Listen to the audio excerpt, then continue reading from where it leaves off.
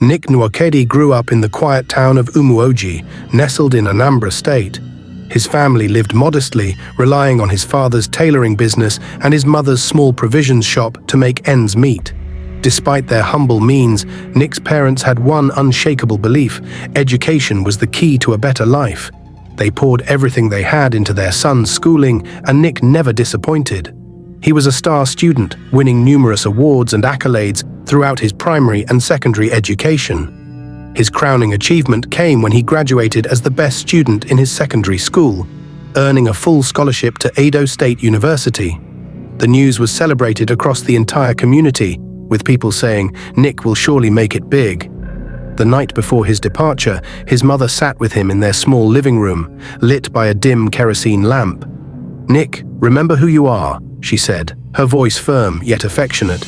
"You're destined for greatness, but stay humble, work hard, and don't let anything distract you." Nick nodded. "Mama, I won't let you down. I'll make you and Papa proud." The next morning, with a few clothes packed into a small suitcase and a heart full of dreams, Nick boarded a bus to Edo State University.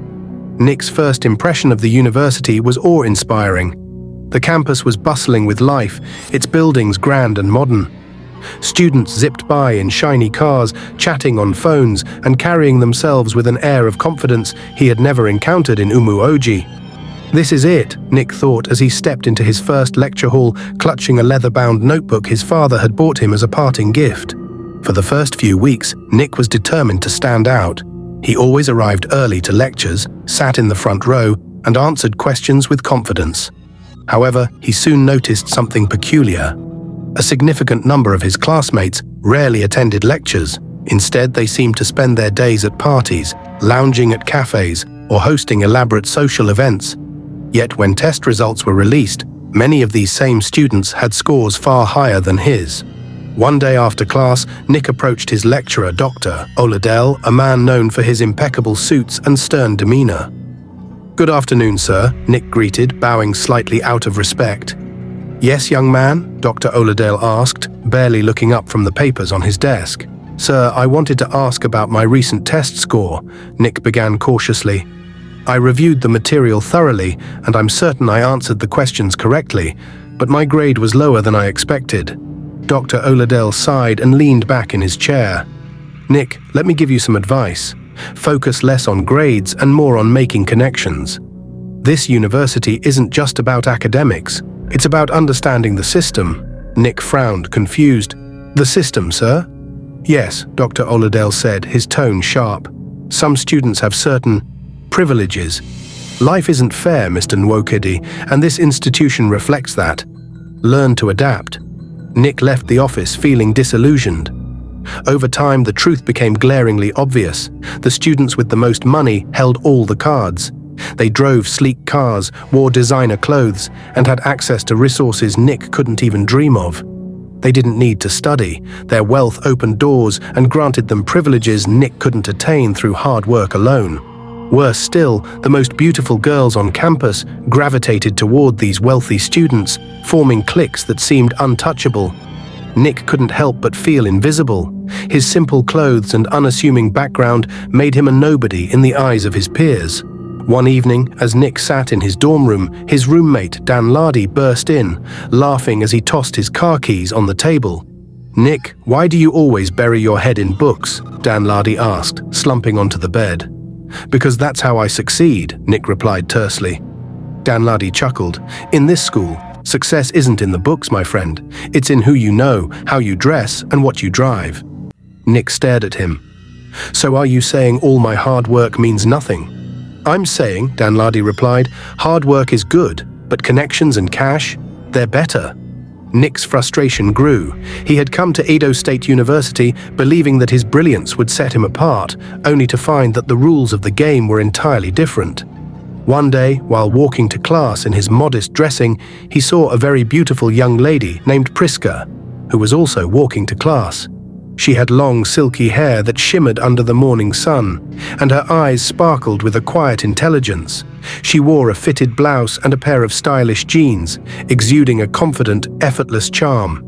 Nick, as usual, was dressed in a simple shirt and slacks. nothing that could stand out in the sea of well-dressed students.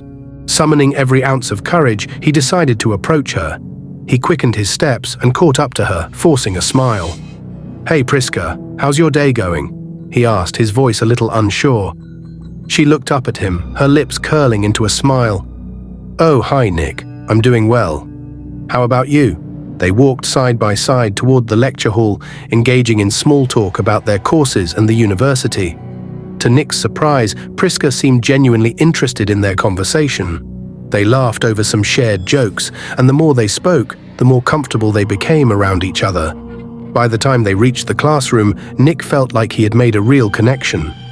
Over the next week, they met a few more times, often walking to class together and exchanging pleasantries during breaks. They even started sitting next to each other in some classes. Nick couldn't deny the growing connection he felt, and he began to look forward to seeing her every day. But then, things started to change. After their fourth meeting, Priska's responses began to get shorter. She would give him polite smiles, but wouldn't engage in the same level of conversation they once had. When Nick tried to ask her about an assignment in one of their shared courses, she seemed distracted, offering only brief answers. By the end of the week, Priska had stopped greeting him altogether. Nick assumed she was busy with schoolwork or perhaps just preoccupied with other matters. But when he tried calling her the following weekend, his calls went unanswered. He didn't think much of it at first, chalking it up to her being too busy. But when it happened again and again, confusion began to seep in. Days passed, and his calls remained unanswered. Even in class, she avoided making eye contact. Nick was left in a state of uncertainty, unsure of what had gone wrong. One afternoon, he found himself waiting at the entrance of their lecture hall, determined to confront her. He had to know why she had stopped talking to him. As the students filed out of the class, Nick spotted Priska among the crowd, heading toward the door. His heart raced as he stepped forward, blocking her path just as she was about to walk out. "Priska, wait," he said, his voice steady despite the knot in his stomach. She halted, her gaze meeting his for the first time in days. Her expression was polite but distant. "Can I talk to you for a second?" Nick asked, his tone not demanding but sincere. Priska hesitated, her eyes darting around as though looking for an escape. Finally, she nodded, stepping slightly to the side. "I don't understand," Nick began, trying to keep his voice calm. "We were talking, we were getting along, and then suddenly, you stopped responding to me. I've called you several times, but you didn't pick up. What happened?" Priska looked at him, her eyes cold and distant. She sighed, clearly unwilling to meet his gaze for too long. "Nick, as much as I admire your brilliance and intelligence, you're too broke to take care of me. You don't have what I need." Nick's chest tightened. "What do you mean by that?" She leaned against the nearby wall, folding her arms with an air of finality. "Look around you, Nick. Edo State University isn't just a school, it's a playground for the rich boys, self-made, well-connected. They buy whatever they want, the best grades, the most expensive cars, the girls, everything. You're not going to get far with just your intelligence alone, not here." Nick felt the sting of her words, but he swallowed his pride. "So what do you want me to do? Just give up on everything I believe in? I've worked my whole life for this, Priska. You think all of this is just about money?" She shook her head. "I'm not saying you should give up, but you need to face reality. You've got to start thinking bigger. Take your lectures seriously, of course, but also figure out how the others do it. How they manage to come to school poor, and within months, they're driving flashy cars and throwing around cash like it's nothing. It's about survival here, Nick. The game is rigged. Money is the only thing that opens doors." Nick stood there in stunned silence. He felt his insides knotting as he processed her words. This wasn't the place he had hoped it would be. He had been so sure that his hard work would see him through, but now it felt like everything he had believed in was slipping through his fingers. Just as he was about to respond, the screech of tires interrupted them. A sleek black luxury car pulled up right in front of them. It was one of those high-end sports cars, the kind that made everyone stop and stare. Nick's gaze followed the car as the door swung open. A tall, well-built young man with dark sunglasses stepped out. He had a confident swagger, and his presence immediately commanded attention. He was known around the university as Chuka, a notorious bad boy who had earned a reputation for being able to sleep with almost every girl on campus. He had everything: money, power, and influence, and everyone knew it. Chuka barely glanced at Nick as he made his way to Priska. Without missing a beat, he cupped her face with one hand and kissed her passionately on the lips, ignoring Nick completely, as though he weren't even standing there. Nick stood frozen, his mouth slightly open in disbelief. He could feel his heart shattering as he watched the scene unfold. He had just heard the words from Priska that had rattled his sense of self-worth, but seeing her kiss Chuka in front of him without a single regard for him destroyed everything he thought he understood about relationships, dignity, and the world he had come to. Chuka pulled away from the kiss, smiling arrogantly. "Come on, babe," he said to Priska, his voice dripping with entitlement. "Let's get out of here. We've got more important things to do than standing around talking to broke guys like this." Without a word, Priska followed him, not even sparing Nick another glance. She climbed into the car, and just like that, Nick's entire world seemed to collapse. He stood there, rooted to the spot, his stomach turning as the car sped off, leaving nothing but the echoes of their laughter in the air. Nick felt a weight in his chest, as if the life had been drained from him.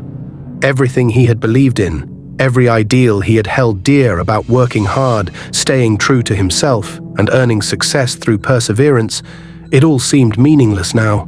The reality of the world around him had hit him harder than he could have ever imagined. As he stood alone in the empty parking lot, Nick realized that he was no longer just fighting for his future. He was fighting against a system that didn't care about brilliance, integrity, or hard work. It cared only about money, and no matter how much he fought, no matter how many sleepless nights he endured, it felt like that system was destined to crush him at every turn. Nick decided that enough was enough. He was tired of feeling insignificant, tired of watching his peers thrive while he struggled just to keep his head above water. Determined to understand how his classmates were making the leap from broke students to campus big shots, he resolved to find out their secrets. His first step was to summon the courage to approach Frank, one of his classmates. Frank was well known on campus, not just for his sharp fashion sense, but for the luxury car he drove and the influence he wielded. Frank never appeared to attend classes regularly, yet his grades were impeccable, and he seemed to have everything Nick lacked: money, connections, and respect. One afternoon, Nick found Frank sitting under a tree on campus, scrolling through his phone. Taking a deep breath, Nick approached him. "Frank, can I talk to you for a minute?" Frank glanced up, raising an eyebrow. "Nick, right? What's up?" Nick shifted nervously, scratching the back of his head. I really need your help. Can we talk somewhere private?" Frank smirked, intrigued. "Sure, come to my place this evening. I'll send you the address." Later that day, Nick arrived at Frank's off-campus apartment. It was in one of the most expensive areas near the school, a sleek, fully furnished flat with a large flat-screen TV, imported furniture, and a minibar stocked with expensive drinks. Nick felt a pang of envy as he stepped inside, wondering how someone his age could afford such luxury. Frank gestured for him to sit down. "All right, Nick, what's on your mind?" Nick hesitated for a moment before speaking. "Frank, I'm tired. I came to this school thinking my intelligence and hard work would get me somewhere, but it feels like none of that matters here. I see guys like you who seem to have it all: money, grades, respect. I want to know how you do it, how you made it." Frank leaned back in his chair, studying Nick with a faint smile. "So you want to become a campus big boy, huh?" Nick nodded earnestly. "I do. I've tried doing things the right way, but it's not working. I need your help." Frank sighed, his expression growing serious. "Nick, let me tell you something. This life isn't as glamorous as it looks. Sure, I've got the cars, the money, the girls, but it comes with a price most people aren't ready to pay. Are you sure you want this?" Nick nodded again, his resolve unwavering. "I'm sure. I've already made up my mind." Frank rubbed his chin thoughtfully. "Listen, Nick, I admire your determination, but this path isn't for everyone. If you're not careful, it can destroy you. Why don't you just focus on your studies and keep pushing?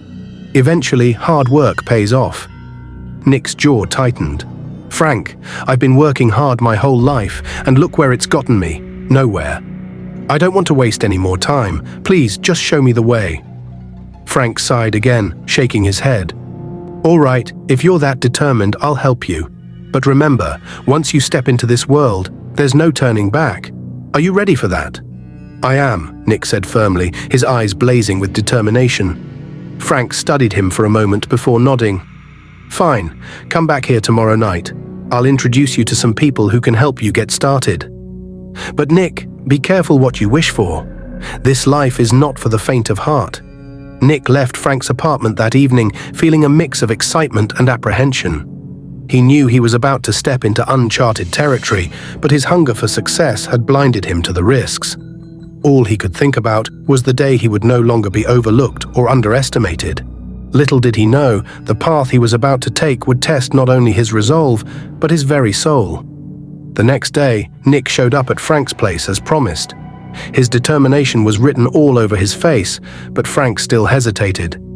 He paced back and forth in his luxurious living room, clearly torn about what he was about to involve Nick in. Nick, listen to me, Frank said, stopping in front of him. You don't understand what you're asking for. This isn't some joke or a quick fix. Once you step into this life, there's no going back. I'm giving you one last chance to walk away. Nick shook his head firmly. Frank, I've made my decision. I'm ready. I'll do whatever it takes to make it. I've been at the bottom for too long, and I'm tired of watching everyone else live a life I can only dream of. Please, just help me. Frank sighed deeply and ran a hand through his hair. All right, he said reluctantly, but don't say I didn't warn you. He grabbed his car keys. Let's go. The drive was tense and quiet, the night air heavy with an ominous feeling. Frank drove with a focused expression, barely saying a word. Nick, on the other hand, was a mix of nervousness and excitement.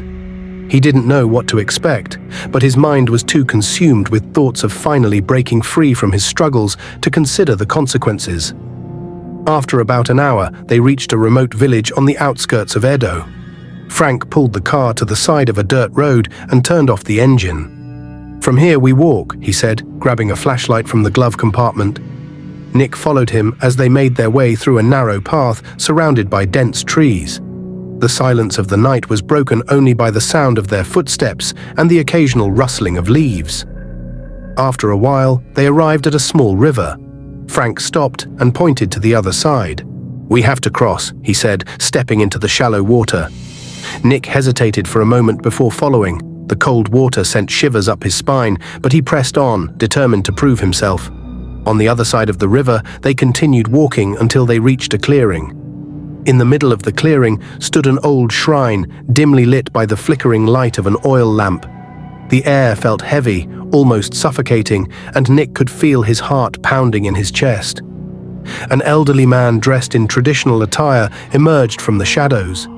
His face was stern, his eyes sharp and unyielding. Frank, he said in a gravelly voice, you've brought someone new. Frank nodded respectfully. Yes, Baba, he's ready. The man turned to Nick, his piercing gaze making Nick feel small and vulnerable. Are you sure about this, boy? This is not a path you can walk halfway. Once you start, you must see it through to the end. Nick swallowed hard, but stood firm. I'm sure. I'll do whatever it takes. The old man studied him for a moment before nodding. Very well. Follow me. He led them into the shrine, where the air was thick with the smell of burning incense. The walls were adorned with strange symbols, and in the center of the room stood a large, ancient-looking idol. The old man's chant echoed louder, reverberating through the shrine like a haunting melody. Nick felt a chill run down his spine as the air thickened and the shadows in the room seemed to stretch toward him. The man stopped abruptly, his eyes locking on Nick with an intensity that made him feel as if his soul was being scrutinized. The price for what you want, the man said in a deep, guttural tone, is madness. Nick's heart skipped a beat. Madness, he repeated, his voice trembling. Yes, the man confirmed. For 7 days and 7 nights, you will roam the streets like a madman. The world will see your humiliation. Your hair must not touch water during this period, or you will remain mad forever. Nick's breath hitched, his hands trembling. This was far beyond anything he had imagined. The man continued, his voice unyielding. "If you survive these 7 days, unimaginable wealth and influence will be yours. But if you fail, the consequences will be eternal." Panic gripped Nick as the weight of the words settled in. This wasn't just a test, it was a trial by fire. Overwhelmed, he blurted out, "Jesus Christ of Nazareth!" The shrine erupted in chaos. A deafening thunderclap shook the walls, causing the ground to tremble beneath their feet. The oil lamp flickered wildly, and the symbols on the walls seemed to pulse with an otherworldly energy. The old man's face twisted with rage. "How dare you mention that name here?" he bellowed, his voice thunderous. The atmosphere grew even darker, and his eyes burned with fury. "You have insulted this sacred ground," the man snarled. "For that, your punishment will increase. Your madness will now last 14 days instead of 7. Nick opened his mouth to plead, but before he could utter a word, the old man reached into a pouch and blew a handful of powder into his face.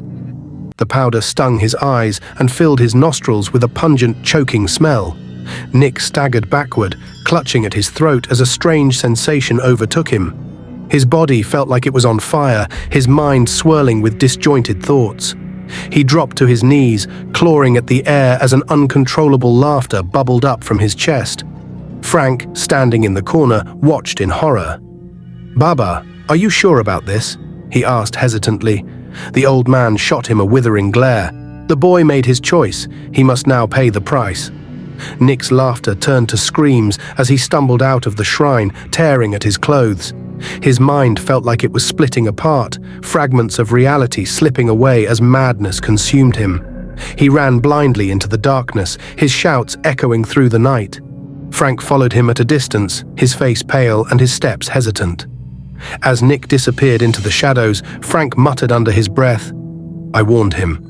I told him this life isn't for everyone." Frank searched for Nick that night, his eyes scanning every corner of the village, his mind racing with worry. He could hear the echoes of Nick's screams in the distance, but every time he tried to approach, the darkness swallowed him up. It was as if Nick had disappeared into thin air. After hours of searching and growing increasingly worried, Frank returned home, exhausted and shaken. He said nothing about what had happened to anyone. He knew that what he had witnessed could not be easily explained. The madness that had taken over Nick seemed to consume him completely, and Frank feared that the boy might never return to his senses. Days passed without any sign of Nick.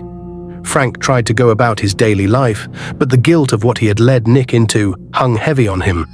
He couldn't shake the image of Nick stumbling into the night, his mind lost to the ritual's madness. Then, one afternoon, as Frank was driving through campus, he saw something that stopped him dead in his tracks. There, by the side of the road, was Nick, his clothes ragged and torn, his hair wild, and his face covered in dirt. He was scavenging through a waste bin, pulling out food with a crazed look in his eyes. Frank's heart sank. He slammed on the brakes and jumped out of the car, calling Nick's name. "Nick! Nick, it's me, Frank!" Nick's head snapped up at the sound of his name, his eyes wide with a frantic gleam. The moment he saw Frank, something shifted in him. He let out a guttural growl, a feral sound that echoed through the quiet street. Without warning, he lunged at Frank, his hands reaching out as if to grab him. Frank recoiled in shock and stumbled back, barely managing to escape Nick's grasp. He turned and ran, panic rising in his chest as he heard Nick's frenzied footsteps behind him. Nick chased him with a speed and ferocity that seemed impossible, his eyes wild and unrecognizable. Frank ran as fast as he could, not daring to look back, knowing that if he slowed even for a second, Nick would catch him. When he finally reached his car, he scrambled inside, locking the door just in time. He watched in horror as Nick reached the car, slamming his hands against the windows, screaming and snarling in madness. But Nick didn't stop there. He began to run alongside the car, his pace quickening, matching Frank's speed. In a blur of motion, Nick veered off to the side, throwing himself into the street, forcing Frank to swerve sharply to avoid hitting him. He skidded to a stop, breathing heavily, his hands trembling on the steering wheel. Nick, on the other hand, was already running into the distance, his voice trailing behind him like a haunting wail. Frank couldn't bring himself to move. His mind was racing with disbelief and guilt. He could see the crowd gathering at a distance, students from the school who had witnessed the scene. As Frank watched the students approach Nick, he knew what was coming next. They tried to talk to him gently at first, but when Nick turned on them, his behavior only worsened. He growled and shrieked, pushing away anyone who tried to help him. The students, horrified, backed away, but Nick didn't relent. He continued to chase them, forcing them to retreat in fear. They realized it was impossible to help him. "He's lost," one of the students said quietly, watching Nick pace in circles, his eyes darting madly. "There's nothing we can do for him now." The others nodded in grim agreement. The look in Nick's eyes was one of pure madness, a reflection of the torment he had been through. They could only watch as he wandered aimlessly through the campus, an outcast from both society and sanity. One day, as Nick wandered aimlessly across the campus, Priska happened to see him. Her heart sank at the sight of the man he had become. Once a brilliant student, now reduced to a broken shell. She had once admired him for his intelligence and potential, but now, seeing him in such a sorry state, she couldn't help but feel pity. Despite everything that had happened, she felt a deep, unspoken sympathy for him. Determined to help, she devised a plan. She knew that Nick needed medical attention, but she also understood that no one in their right mind would agree to help him without some sort of intervention. She couldn't stand to see him like this any longer, so she decided to take action. She bought food, knowing how much Nick loved to eat when he was sane. But this time, she laced it with sleeping pills, knowing it would make him drowsy and fall asleep long enough for them to take him to a psychiatrist. She found him at the same spot, scavenging for food from the same waste bin. With a mix of kindness and calculated intent, she approached him.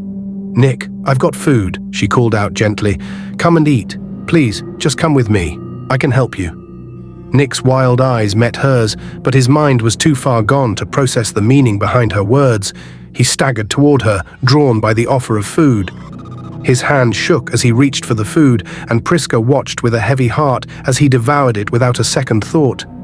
Within minutes, Nick's eyes began to flutter, his body growing slack as the effects of the sleeping drugs took hold. Priska breathed a sigh of relief, and with the help of a few other students, they carefully maneuvered him to a secluded part of the campus where they could bathe him and prepare him for the psychiatrist.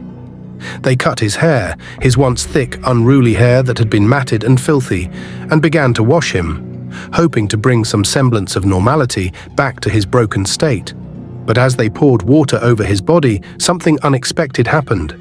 A heavy wind, violent and wild, suddenly swept through the area. The temperature dropped sharply, and the air seemed to grow heavier with every gust. The trees swayed violently, their branches creaking in protest. The very ground beneath them seemed to rumble.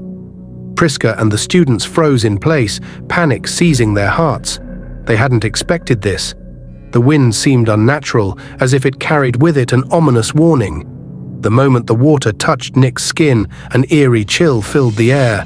His body convulsed, and for a split second his eyes shot open, wide and unseeing, filled with an otherworldly madness. It was then that they realized their grave mistake. Nick's fate had been sealed the moment they decided to bathe him. The ritual had been clear. His hair could not touch water, or he would remain in his madness forever. The moment the water soaked into his hair, it was as if the final chain had been locked in place.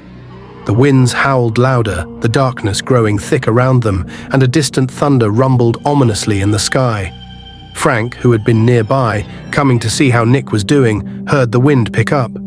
His heart skipped a beat as he rushed toward the scene, a feeling of dread creeping into his chest. He was too late. He arrived just in time to see Nick's body convulsing, his eyes wide and glazed, a tortured expression on his face. Frank's worst fear had come to pass. He watched in horror as Priska and the others scrambled to try and stabilize Nick, unaware of the consequences of their actions. He knew what they didn't. The water had sealed Nick's fate. "Stop!" Frank shouted, rushing toward them. "What have you done?" Priska looked up in confusion. "Frank? What are you—" "Don't touch him," Frank pleaded, panic rising in his voice. "You don't understand. He can't touch water, his madness. It's permanent now. The ritual. It's all been undone." But it was too late. The wind howled even louder, the skies darkening as if the heavens themselves were condemning their actions. Nick's body trembled violently, as if the very essence of his being was being torn apart. Why didn't you warn us?" one of the students asked, her voice trembling with fear. Frank's face was pale, his chest tight with guilt and fear. "I never thought you would do this. I thought we could undo it. I didn't know it would be like this. Now he's doomed to wander forever in madness." The news of Nick's condition hit his parents like a thunderbolt. They had raised him with such care, invested so much into his education, hoping he would achieve greatness. And now their son was a shell of the young man they once knew. His mother, in particular, was devastated. She had always believed that Nick's brilliance would be his ticket to a better life. But now she stood beside his hospital bed, helpless and heartbroken. At the psychiatric hospital, the doctors ran a series of tests. They conducted scans, analyzed his blood, and examined every possibility they could think of to explain his madness. Yet no physical or medical reason could be found. All tests came back clear, leaving the doctors baffled. There was nothing that could explain the madness that consumed him. Nick's mother, overwhelmed by the situation, spent her days at the hospital, praying and hoping for a miracle. It was during one of these long and silent vigils that a nurse, a quiet, kind woman, approached her. The nurse had been watching Nick's deterioration closely, and she could see the pain in the mother's eyes. She pulled her aside one afternoon when the hospital was quieter. "I've seen something like this before," the nurse said softly. "There are cases, similar cases, where the doctors can't find any medical cause for a person's behavior. It's as if something spiritual is at work." Nick's mother looked up, confusion and desperation in her eyes. "What do you mean? What could be causing my son's condition? Why can't anyone help him?" The nurse hesitated for a moment, then leaned in closer. "I don't want to alarm you, but there's a priest, a man who performs exorcisms. He's helped others who have been affected by spirits or curses like your son's. I know it sounds strange, but I've seen it work." The words hung in the air between them like a heavy weight. Nick's mother, struggling to keep her composure, took a deep breath. She had heard of such things before, stories of possession, curses, and the dark forces that could wreak havoc on people's lives. But to hear it suggested for her son, a bright young man who had simply wanted to succeed, was nearly too much to bear. The nurse, sensing her hesitation, continued, "If you want to try something, I can give you the contact information for this priest. He's known for performing these types of rituals. He might be able to help Nick, if you believe in that sort of thing." Nick's mother's heart pounded in her chest. The idea of turning to something as extreme as an exorcism terrified her. But what other choice did she have? Her son was lost, and every attempt to help him through conventional means had failed. "Please," the nurse said gently, "at least consider it. If you believe in miracles, this man may be able to give you back your son." With trembling hands, Nick's mother took the piece of paper from the nurse, her mind a whirlwind of fear, hope, and confusion. The idea of an exorcism seemed impossible, but what was the alternative? She looked down at her son, who lay motionless on the bed, his eyes vacant and unfocused. How much longer could they wait for something to change? Could a priest really help him? Later that evening, Nick's mother sat in the hospital room, the phone number of the priest clutched tightly in her hand. She stared at her son, wondering how they had arrived at this point. Her heart broke for him, but she was running out of options. She finally picked up the phone, dialing the number on the piece of paper. It rang several times before a calm voice answered on the other end. "Hello?" Nick's mother took a deep breath. "Hello, my name is Esther. I've heard that you help people like my son, who are suffering from something that can't be explained. I don't know what to do, but I need your help. Please, can you come to us?" There was a long pause before the priest spoke again, his voice steady and reassuring. "I can help. I've seen cases like this before. I'll come. I'll help your son." The relief that flooded her heart was immediate, but it was quickly followed by a new fear. What would this priest do? What kind of ritual was he going to perform? And would it really work? In the coming days, the priest arrived at the hospital. He was an older man, his face lined with experience and wisdom. He approached Nick with quiet reverence, his eyes filled with compassion. He spent hours in prayer, muttering words in a language Nick's mother couldn't understand, as he laid his hands on Nick's forehead and chest. At first, nothing seemed to change. Nick remained still, his eyes glazed over, locked in a trance. The priest continued his work, whispering prayers, calling out to the spirits that held Nick captive. Then, suddenly, Nick's body jerked violently. His eyes shot open wide, and a strangled cry escaped his throat. Nick's mother gasped, but the priest remained calm, his hands pressing firmly on Nick's chest. The air in the room grew thick, the temperature fluctuating, as though a storm were brewing inside the room.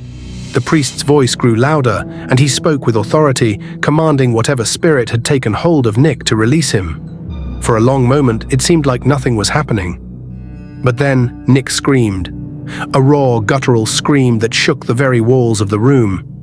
And then, just as quickly, silence fell. Nick's body relaxed, his breathing slowed, and his eyes closed. For the first time in days, his face looked peaceful.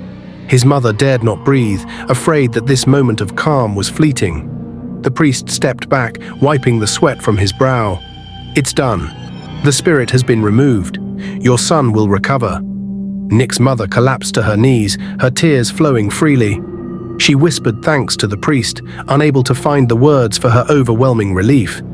It would take time for Nick to heal fully, physically, mentally, and emotionally. But in that moment, a sense of hope finally returned.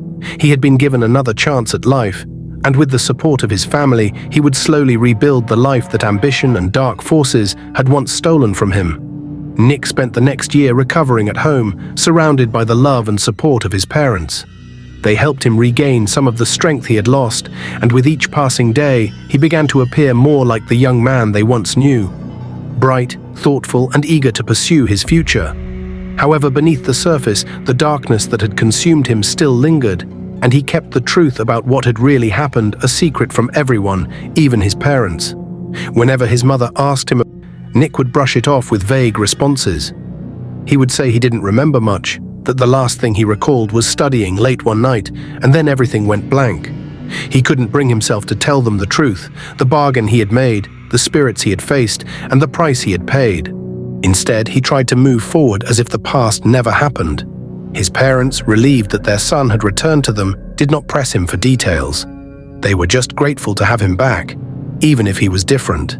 His mother, in particular, noticed the subtle changes in him, the way he now avoided certain topics and kept his distance from his past. She thought it was part of his healing process, that he was still processing everything he had gone through, and so she gave him space. After a year of staying at home to recover, Nick's parents allowed him to return to Edo State University to finish his studies, unaware of the true circumstances that had led to his madness. They believed their son had simply succumbed to stress and overwork, and now that he seemed stable, they were eager for him to complete his education. The moment Nick stepped foot on campus, his mind wasn't on lectures or catching up with missed coursework. Instead, he went straight to Frank's house. Frank opened the door, his eyes widening in disbelief. "Nick? How is this possible?" Nick didn't smile, didn't offer any pleasantries. His expression was cold and determined. "I'm back," Nick said flatly, "and I still want in." Frank blinked, leaning against the doorframe as if trying to process what he had just heard. "You can't be serious, after everything that happened." Nick's gaze didn't waver. "It was a minor setback, Frank. I wasn't prepared, but I am now. I know what to expect. I'll do it right this time." Frank stared at him like he was still insane. "Nick, you barely survived. Do you even remember what happened to you? I watched you run mad for 2 weeks, and you're standing here telling me you want to go through it all again. You've been given a second chance, something most people never get, and you just want to throw it away." Nick stepped forward, his voice low but sharp. "I didn't come back here to fail, Frank. Look around you. The same boys who started school with me are driving the best cars, living in fancy apartments, and controlling the campus. I'm not going to sit around and watch life pass me by. I deserve to be one of them." Frank's jaw tightened. "At what cost, Nick? You've already paid with your sanity once. Do you think the spirits that did this to you are going to let you off easy a second time? They'll take more than your mind if you go back. You might not survive it." "I will." Nick's voice hardened. "I've learned from my mistakes. I won't let the madness take over again. Frank sighed deeply, stepping aside to let Nick into his house. You're not hearing me, man. This isn't about how prepared you think you are. You're messing with forces that don't care how smart you are. They don't play fair. Nick walked inside and stood near the window, watching the students outside. I didn't come here for a lecture. If you're not going to help me, I'll find someone who will. Frank closed the door behind him, feeling the weight of the conversation settle like a heavy stone on his chest. Listen to me, Nick. I know you think this is the only way, but it's not. You can still make it through school the right way. Work hard, keep your head down. You don't need to get rich overnight. Nick turned sharply, his eyes blazing with frustration. That's easy for you to say. You're already in the circle. You've got the connections, the girls, the grades. You've already made it. But I'm still on the outside looking in. I'm done being invisible. Frank exhaled, shaking his head. You really think I made it through this clean? You don't know half of what I've sacrificed, Nick. But if you're that determined, I won't stop you. Just don't say I didn't warn you. Nick didn't respond. He walked out of Frank's house, the fire in his heart burning brighter than ever. This time, he told himself, nothing would stand in his way. Nick, now desperate and determined to get what he believed he deserved, approached yet another campus big boy, Danny. Danny was known for his influence and wealth on campus, and Nick hoped he would be the one to guide him to the power he craved. Danny listened intently as Nick recounted his entire story, from his initial ambition to the madness he had suffered and his near-death experience. When Nick finished, Danny simply nodded. That's some crazy stuff, man, Danny said, his voice cool and unfazed. But you're still standing, so that's good. You want to be a big boy, right? You want to be rich and untouchable like the rest of us? Nick nodded eagerly, his eyes wide with anticipation. I'll do anything, Danny. I've been through hell already. I won't let anything stop me now. Danny paused for a moment, sizing Nick up. Then, without a word, he stood up and led Nick out of the dormitory. They drove for hours, past the bustling city and deep into the rural areas of Edo State. Eventually, they arrived at a dark, remote compound hidden in the midst of thick trees. Nick's heart raced. Where are we? Danny didn't respond but led him inside, where an old witch doctor was waiting. The man was sitting in front of a fire, his eyes sharp and calculating. The air was thick with the smell of burning herbs, and the room was dimly lit, casting eerie shadows on the walls. The witch doctor, a frail but imposing figure, looked Nick up and down. You seek power. You want riches that come with a price, he rasped. Nick nodded fervently.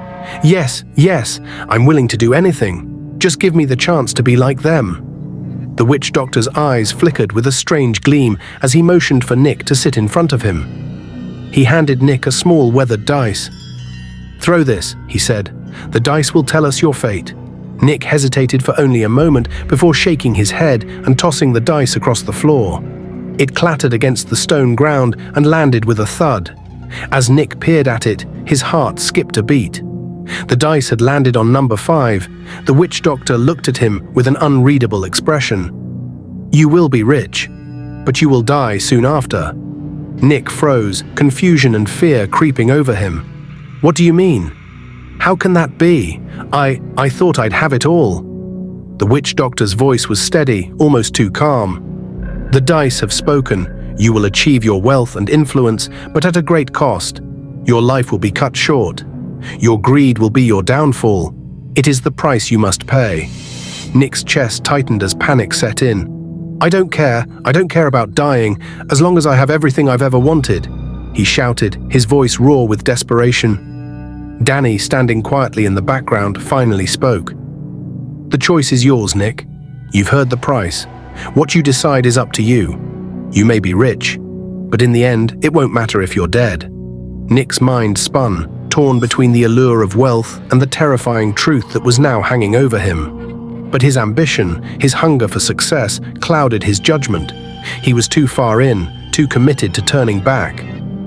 I'll take it, he said, his voice firm but laced with uncertainty. Give me the riches. I don't care how long I have, as long as I'm on top. The witch doctor smiled grimly. So it shall be. He then handed Nick a small vial filled with a dark liquid. Drink this, and your path to wealth will begin." Nick hesitated for only a moment before downing the contents of the vial. As the liquid slid down his throat, he felt an immediate rush of heat and power course through his veins. It was as if he could feel the world bending to his will. His heart pounded with excitement, his mind racing with possibilities. He had made his choice. He was going to be rich. He was going to be unstoppable. And whatever the consequences, he was ready to face them. Nick's life transformed in a whirlwind of success.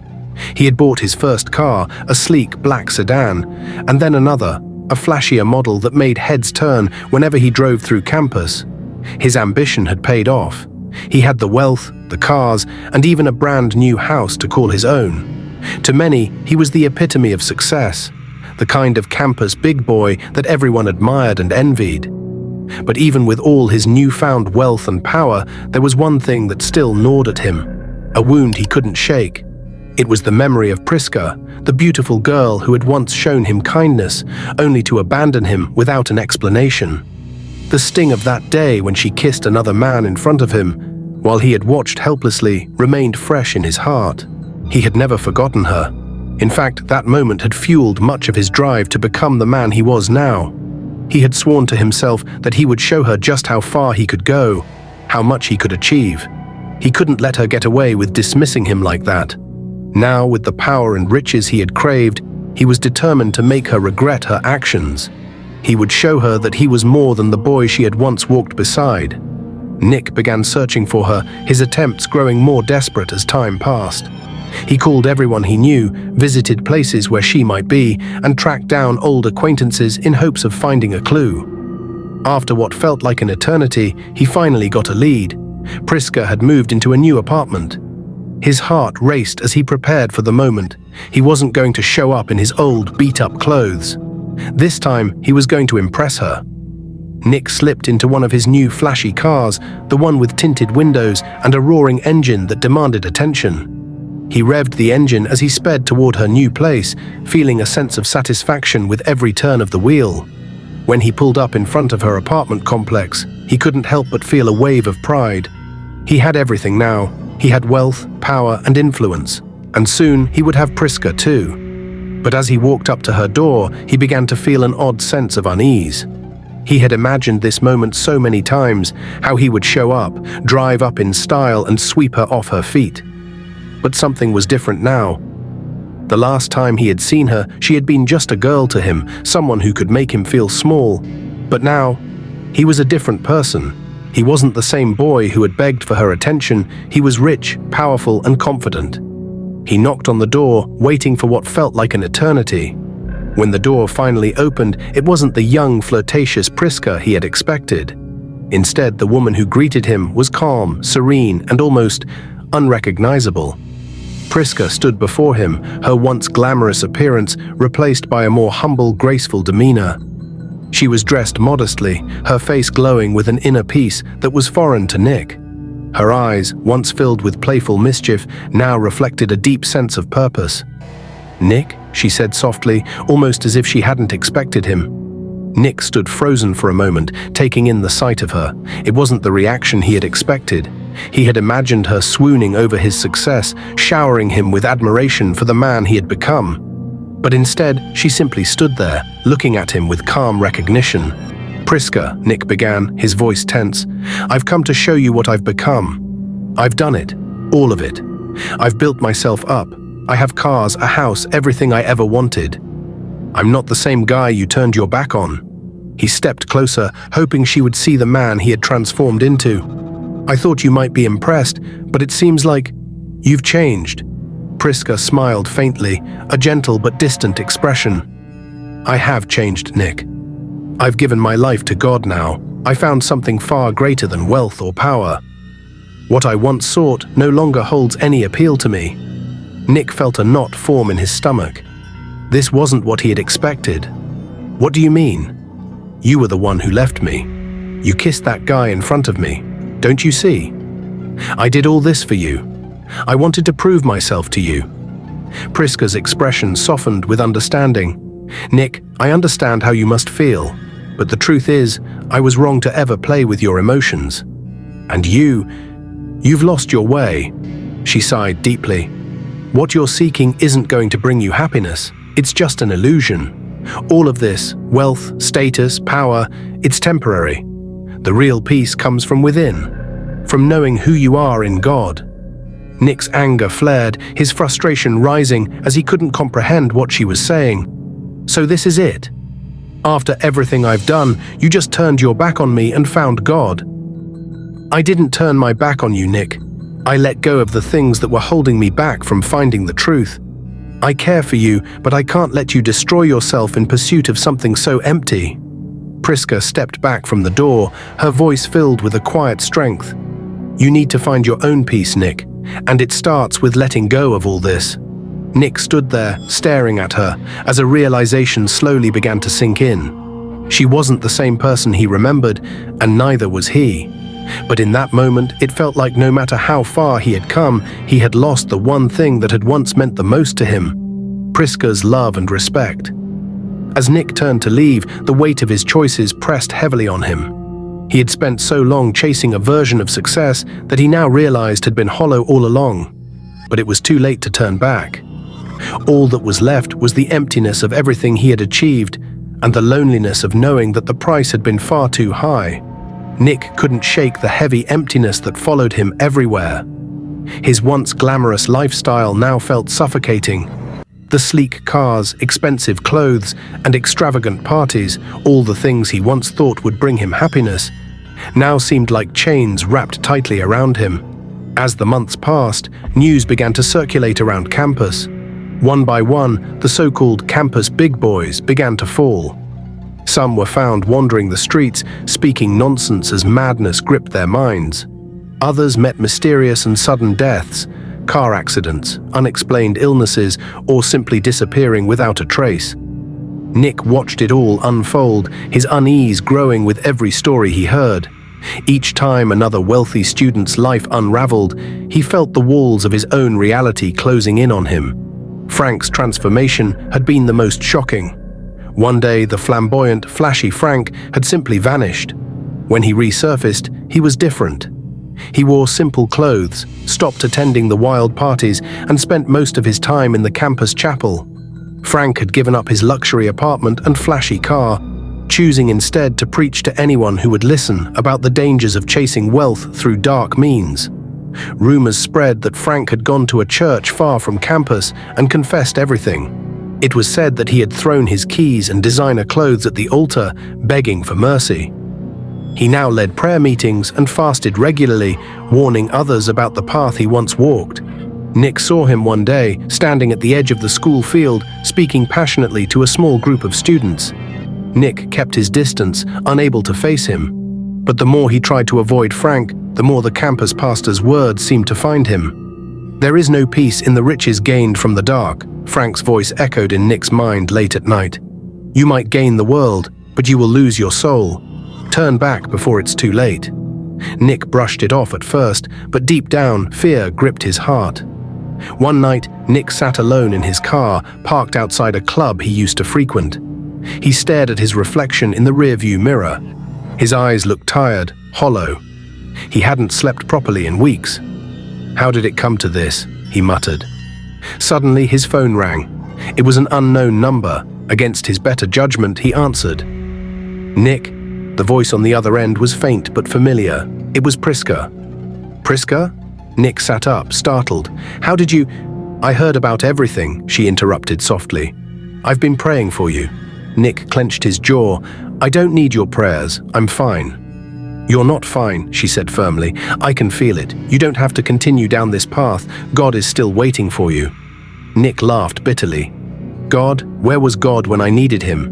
Where was he when I was broke, humiliated, and overlooked?" Priska paused for a moment. "He was there. But you chose another way. You can still turn back, Nick. Please. Come to church with me." Nick was silent. For a moment he wanted to say yes. He wanted to believe that there was still hope, but the weight of everything he had done pressed down on him. "I'll think about it," he said at last, and hung up. The next day, Nick couldn't focus. Priska's words haunted him. Later that afternoon, he found himself standing outside the campus chapel. From inside, he could hear singing. Frank's voice carried over the soft hum of prayer. Nick's chest tightened. As he turned to leave, Frank stepped out, his eyes locking onto Nick's. "You're here," Frank said simply, as if he had been expecting him. Nick shifted uncomfortably. "I was just passing by." Frank smiled knowingly. "No one just passes by the chapel, Nick. You're searching for something." Nick exhaled, running a hand through his hair. "I don't know why I'm here, Frank. Maybe I just wanted to see if... I don't know if this could actually help me." Frank nodded. "It can. But you have to let go of everything." "I can't," Nick said, his voice breaking. "You don't understand. I've done too much. There's no coming back from this." Frank placed a hand on Nick's shoulder. "There is always a way back, but you have to want it. You have to ask for it." Nick stared at the ground, unable to speak. "Come inside," Frank urged gently, "even if it's just for a moment." Nick hesitated, but something deep within him nudged him forward. He followed Frank into the chapel. As he stepped inside, the soft glow of candlelight and the gentle hum of worship washed over him. For the first time in years, Nick felt something he hadn't felt in a long while. Peace. And though he didn't know it yet, that single step into the chapel would mark the beginning of his redemption. Nick eventually gave up everything, got saved, and chose Christ. He graduated but decided to stay back in Edo and become a pastor. He had found his calling by helping broke students avoid the desperate path that looked shiny on the surface but was rusty on the inside. He eventually married Priska, who stood firmly by him as he went about doing the good work of faith, and he lived and pastored until he was 90 years old.